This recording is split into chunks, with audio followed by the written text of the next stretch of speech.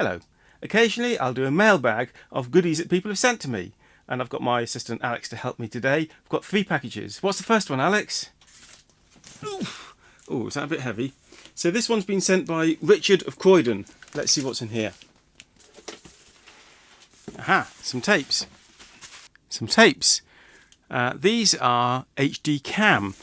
Now I've got an HDCAM player which will play these tapes, and the thing about HDCAM is it's still very much based on the original Betamax form factor for this small tape size. Let's compare that to a Betamax tape. So there's a domestic Betamax tape, and you can see there's more than a passing similarity. In fact, every mechanism that will accept one will accept the other. There are some tiny differences though.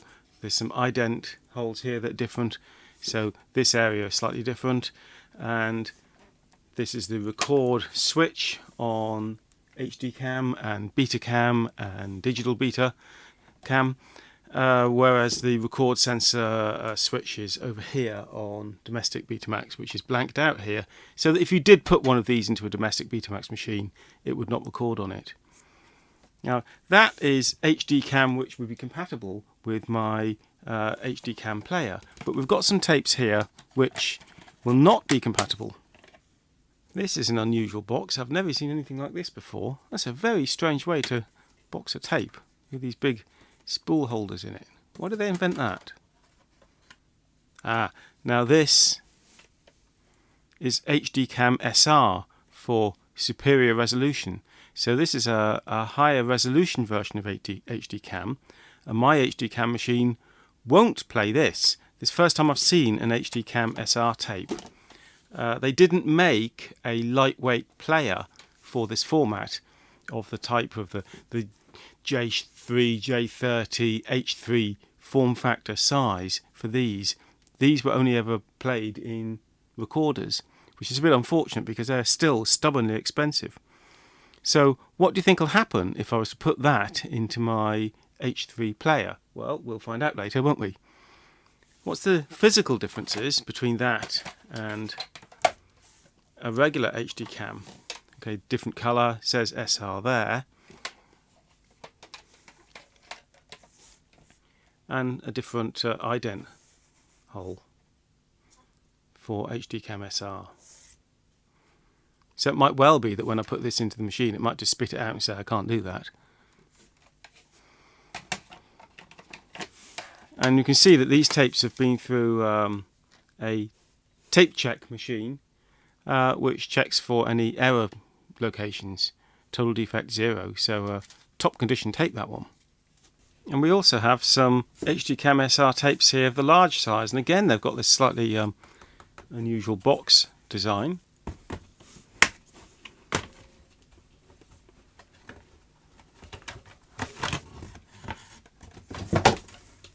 So again, the first time I've handled a large HDCAM-SR tape. So 124 minutes at 60 frames interlaced. Or is it 155 minutes, 24 frames, I think that is. Now all I really need is an HDCAM-SR machine to use these. If somebody would like to sell me one of those, please tell me in the comments below. Looking at the label here, it tells us what the recording format is. 1080 50i, and it's recorded in 2012. Gives you an idea of when this format was in use. And it's interesting, I suppose, that because these do use the Betamax form factor, there is an argument that Beta actually outlived VHS, at least in this form. So we'll have a little play with these HDCAM tapes downstairs on my machine shortly. Right, what's my second package? I think this one might be a bit heavy, Alex. How are you doing? Oh my goodness. Ooh. So this one's a donation from James Birch. Let's see what we have in this. We have some service manuals. Get them out the box and see what we have. So we have a collection of service manuals. For Sony equipment, it seems. Let's see what we have in some of these. Service manual for the UVW 1800 and 1600. Now I have a UVW 1800. In fact, I think you saw me working on one of my previous videos. I'll link to it here. I love the UVW 1800, it's a gorgeous machine. Perhaps its only failing is that it doesn't support AFM audio tracks, only the linear audio. Now, while some of these manuals may be available online, there's nothing quite like having a paper manual in front of you when you're trying to debug a problem. Some of the most useful parts of this can be things like the maintenance menus, so you can find out how to get into various functions. So look at these things. You can operate individual components within the machine and test everything individually. So that's so much easier to debug problems when you can operate anything in isolation and you don't have to try to fathom where there is a fault. And things like this, you can set the capstan servo free speed. That's the speed it would run when it's not getting any feedback from the capstan servo. The supply reel has its own motor, so you've got a motor for each of the supply and take-up spools on these Betacam machines, which appeared in one or two domestic machines, such as the Sony SLC9, SLF1 portable Betamax machine had a similar arrangement, and V2000 video recorders from Philips also had individual motors for the supply and take-up. So there's a lot to be said for having individual motors for the supply and take-up spools. It removes the rear idler and the back tension band and simplifies the mechanism at the expense of an extra motor. But how much is a motor really? So it's a pity that a lot more manufacturers didn't come up with this idea of having one motor per reel. And many more settings you can get to from the menus. It's absolutely wonderful. And flowcharts. But where a real service manual comes in so handy is if you end up getting involved in the electronics, that you can have one of these out in front of you, and it's much easier to follow where you're going with real proper schematics like this than it is on a PDF document. How to set up the tape path alignment, but of course this does require tools and tapes which may not be readily available today. Audio, and you can see this manual is being used. Don't forget the Dolby switch. Everything you could ever want to know about the 1600, which is a player, and the 1800 recorder Betacam SP machine. And I see here we have the service manual for the 1200 and 1400, and I believe somewhere I have a 1200 as well. I imagine this is going to be a very similar manual. This is volume 1, this is volume 2. We'll have to see if we have volume 2 of this. So volume 2 seems to consist of a lot of the schematics and component lists. Oh, we have installation manual as well. So there's some beautiful manuals there. They could actually be useful because I have the equipment for those. What other manuals do we have here? So PVW 2600, not a machine I own. So let's have a look at a picture of it and see which one this is. I don't know which model that is, but we have a manual here for the 2800, and I'm going to imagine that these are related. So those, that's a nice picture there of the 2800. This is one that looks very similar to the DVW A500 series Digibeta. It's a similar deck, I think. This is a pure analog one. Oh look, there's some prices here, the service manuals. £120, £170. Not cheap. Oh, remember I was saying earlier, do we have the 16 and 1800 volume 2 manuals? Yes, we do. So that's all for the 1800, which I do own. This is the 2800 and 2600, which I don't own.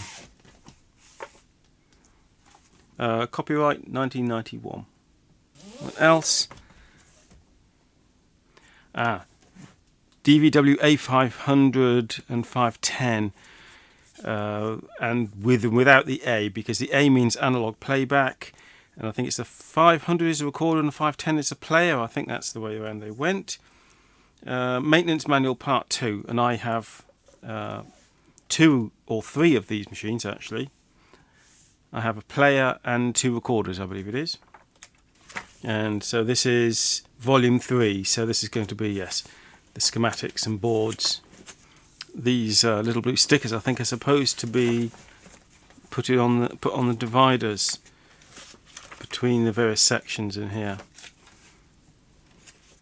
Now you can really see, you know, why these are useful if you have to get into component level repair, because you can't on a PDF get all that on the screen in good resolution. You really need a paper version that you can fold out and you can go and trace everything through without going through page after page on the screen.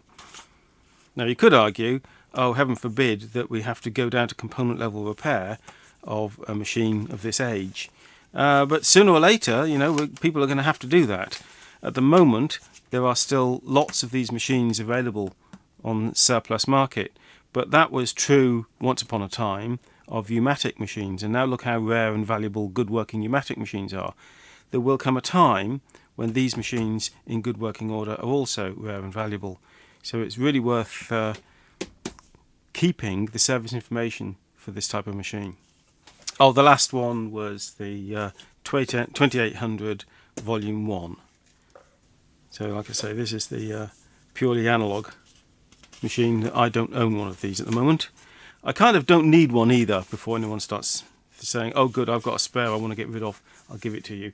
I suppose I don't need it because I cover that capability on the A500 series machines. Look how easy it is to take apart. You know, it's all designed to be easy to fix. And you know, I think that's the reason Panasonic had trouble with their professional formats like M and M2 and DVC Pro and D2 and D3, was that the machines were much more complicated and difficult to work on than Sony models. So I think the broadcasters, they just wanted their machines to work and to be something that if something failed they could get it quickly repaired themselves. And I believe that's what Sony delivered and Panasonic didn't. However, I do see that you do still have to set up head drum eccentricity on these machines if you change the upper drum, and that's a right royal pain in the arse and somewhat unnecessary. The same is true if you have to change your head drum on something like a Panasonic M2 machine, and also on early Betamax machines. But later Betamax machines, they overcame that, and the heads were just drop-in installation in the same way VHS is. But you do have to do eccentricity setup on these Betacam machines, which in simple terms is wobble on the video head. So there's a huge amount of information right down to component level for the PVW 2800 machines. And now we have a third package. Is this even bigger and heavier than the last one, Alex? That's not too bad, is it? So this is a donation from Alex Slingsby, who I've known for a long time. Let's see what's in this one.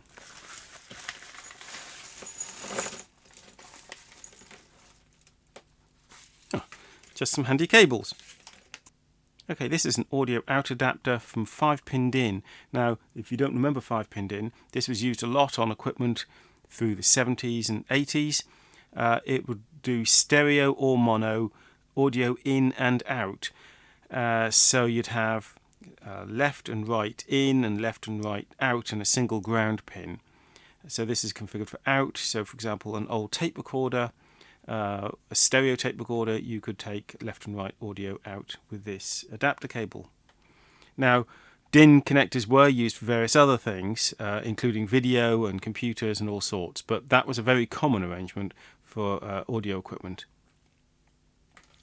What's this other one? Oh, this is audio in, so same arrangement, but it's the pins are wired up on the other side. What's this one? This is 6-pin DIN to 6-pin DIN. That may be useful to me because I believe that that will work. I'll have to check the orientation of these pins, but that might work as a data cable on a Commodore floppy drive. I've got a Commodore 1541 and a Commodore VIC-20 computer, so that might actually be the right cable for that, provided the cables it was wired straight through and there's no crossing over or something else in there. Some general purpose phono connectors. Actually, that's rather nice quality, that one. Phono to phono back to back for extending phono cables. BNC to phono adapters, loads of these. These come in handy actually. For example, if I have a phono to phono cable, but I actually need BNC at one end, so it's nice to have these adapters. They'll come in useful for certain. And BNC to PL259 SO239, I think they're called.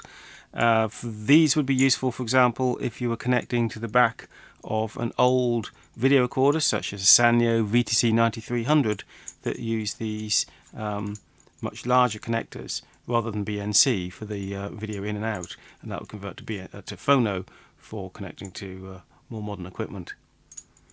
So that brings an end to the 3 packages that were donated to me.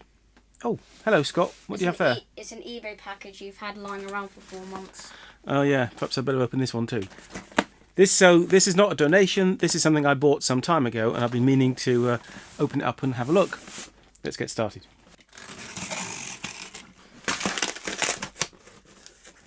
So what do we have here? Well, cosmetically it's not great. It's a JVC DVD recorder with hard disk recorder, model DR-MH300. I have a number of these. Oh, it's got some pretty big scratches in there. And you may have seen me actually trying to repair one of these a little while ago, where I had a problem with a switched supply to the hard disk. Now, this one apparently is in full working order, and you might be wondering, why do I need a DVD recorder? Nobody uses DVDs anymore. That's partly true, but these do have some functions. One thing is that they work with DVD RAM discs, and it can be useful to dub from DVD RAM to DVD-R with one of these, which you can do losslessly. They can also sometimes play discs that have not been finalized, which other machines won't play, and also they can come in handy for those odd occasions that someone does still need a recording straight onto DVD for something. So let's plug it in and see what it does. Okay, I'm about to power it up on my isolation transformer. The first thing to do is find out if it powers up at all, if it goes through the loading sequence, if the display has a reasonable brightness. Let's try all those first.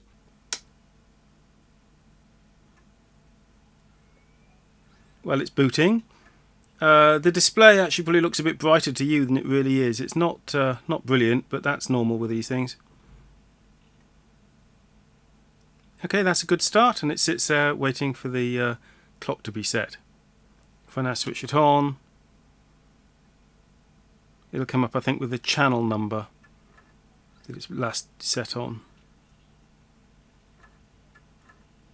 Yes, there we go. So far so good. There's no remote with this, but that's fine. I have plenty of remotes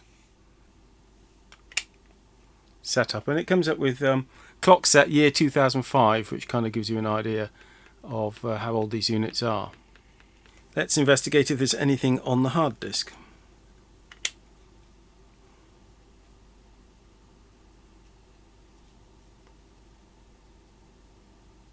One recording from TV of a few minutes long. However, it's a black screen. Right, what I'll do is I'll pop in a disc which I have recorded on another machine, which is a gash disc, just to confirm it can play that.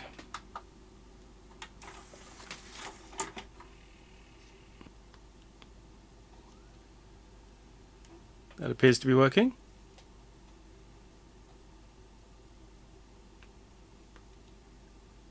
Yes, that seems to be working fine. So one thing I'll do now is I'll dub my logo onto the hard disk here. So I often put that on a DVD if I make a DVD. So we'll dub it onto here and then prove we can dub it back again.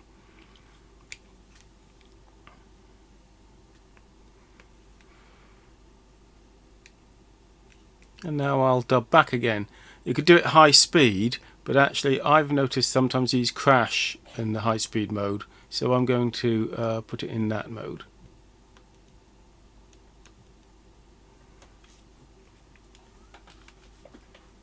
Right, let's check that plays okay from DVD.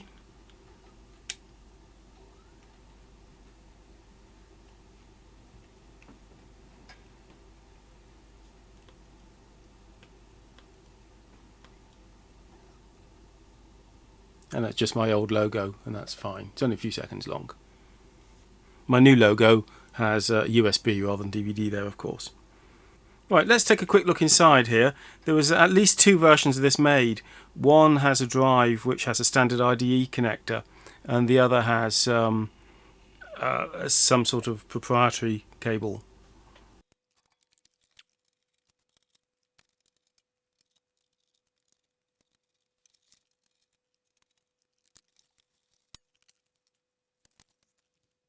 This is the version with the non-standard cable. It's not an IDE cable there. It is IDE cable on the hard disk though. So this is the DR-MH300. The 200 model, the earlier one, in some ways is less good because it cannot record RGB via the SCART socket, and these can. But in another way they were better because the power supply was on its own board, and that was much easier to access. So this one, unfortunately, the power supply is on the main board. So had it been a separate board, I'd have taken it out and gone through some of the capacitors because they're a bit prone to failing. But unfortunately, getting to the board, the power supply area on this one is a proper nuisance because you have to strip everything out of the machine. So I'm not going to do that at this point. It's just too time consuming. This machine will only be powered up from time to time anyway. But that's not too bad. It's working. What I'll do, I think, is get a replacement panel for this because that's quite badly broken up. Right, that's a better pop-on panel for that. We'll get rid of this broken plastic. Actually, the whole of the front panel here has taken an impact. That plastic's all cracked. So maybe we'll swap the entire cosmetic front panel over.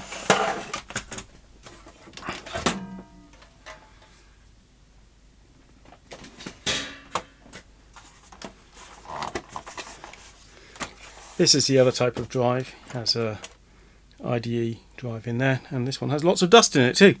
So we'll swap over the front panels here.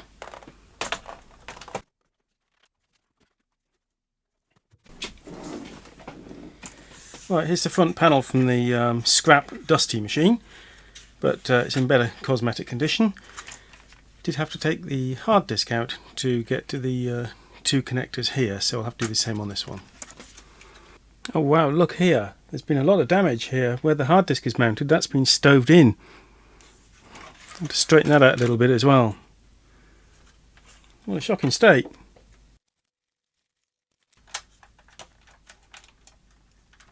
I'll just test that a little bit now that I've reassembled it because I'd had to disconnect quite a few connectors. Good, it all appears to be working well, and it's certainly in much better cosmetic shape. Okay, little damage on this one, but way better than it was a moment ago. Rather than swap over the lid from the scrap machine, I've kept the original so that we have the proper serial number for this unit on here. And next I will reassemble the spare parts machine, complete with its mountains of dust. This is hideous. Just so that all the parts are properly assembled should I ever need to raid any more. Oh dear, I've just powered it up the next day and it's making this slightly odd noise and not powering up. That's a power supply fault for sure. And I think that's a particular capacitor in the primary side of the power supply. So let's see if I can find that. There's a 27 microfarad 35 volt capacitor in the primary circuit of most JVC power supplies of this sort of vintage, and it leads a hard life. So there it is on the PCB. That's going to be a little fiddly. I could either take the entire board out, I have to take the disk drive out, strip the whole machine down, or I could see if I can replace it on the top side of the PCB. So I think I might do that just this once. Save a lot of work. So there's our offending capacitor, I believe. That's probably the one that's causing this particular fault. So I'll try to snip it out. Move that fusible resistor out the way slightly. Okay, I have the suspect capacitor removed. Let's test that on an ESR meter. I have a remote control pedal for this.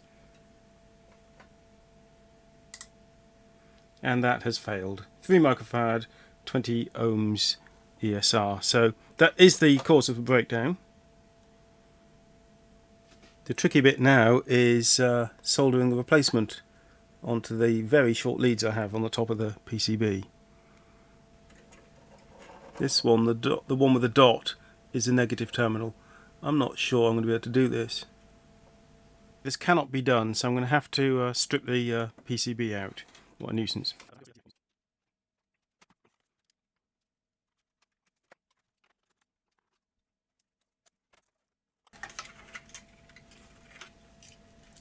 Right, that's a lot of dismantling to get that board out, and you can see why a lot of people would consider that to be just too frightening a job. So the capacitor we want is down here, right next to the first DC smoothing capacitor, so I'll make sure that's discharged before I work on that area. And I'm not a great fan of sticking screwdrivers across things. I'll discharge that with a resistor. 300 volts on that. I can now safely work on the offending capacitor C5103. So I just need to pull the remains of the legs out from underneath and solder the new component in.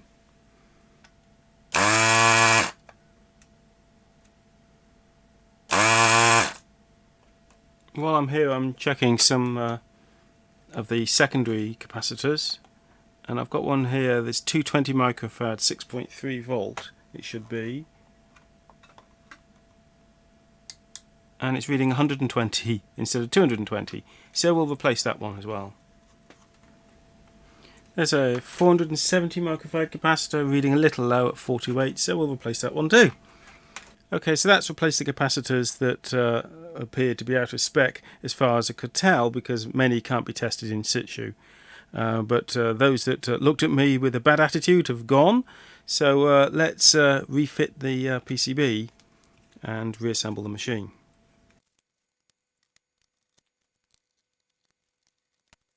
I've still got some screws to refit in the back and put the cabinet work on, but let's test it first.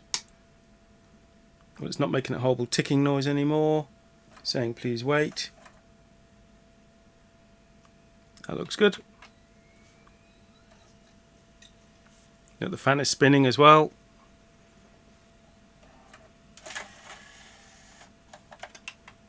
Much better. Right, having sorted out all the problems with this DVD recorder, next I'd like to go downstairs and have a play around with some of these HD cam tapes, because I have some ideas I'd like to try. Okay, let's try a few of these tapes. Now, I am slightly limited in that I can't share the content with you on these. But this is one of the HD cam tapes, so that should just play. We'll let the machine initialize. And it sounds just like the Sony J3 or J30 mechanism.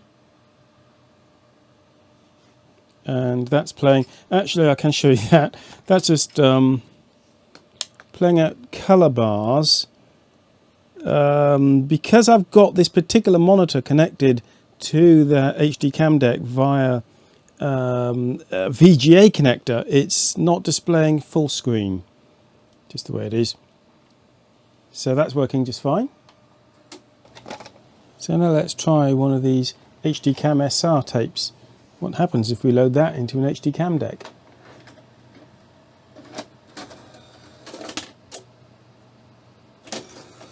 It just spits it straight out again. But it would load into a Betamax machine. I'm not going to do that because it might damage the tape very slightly, just because the loading mechanism could be a little bit more rough handling than the proper mechanism for HD cam.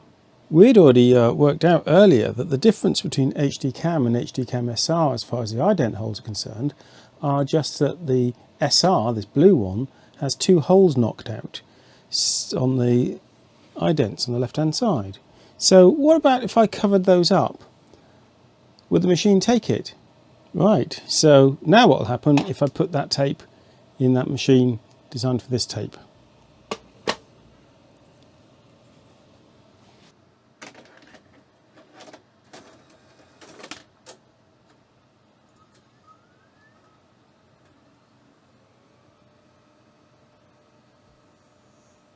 Oh, it's reading something. And select play. So the time code's gibberish, and there's nothing on the display. No, nothing at all. So I just want to go back in a time machine and tell Sony to please produce a model JHS3 which would also play the SR tapes. That would have been a good thing.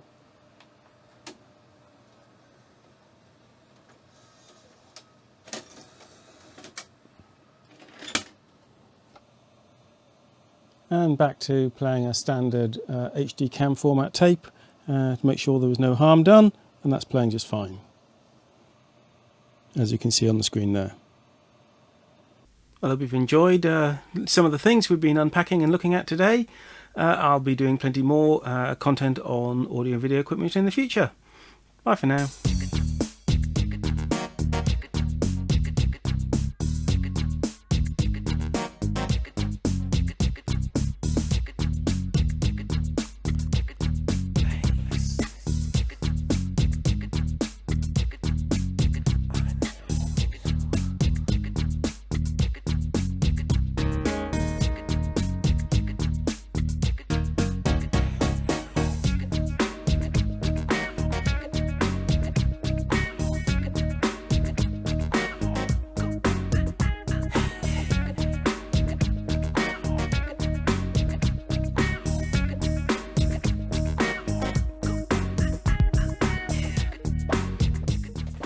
The display is not very bright, as is often the case with these JVC units.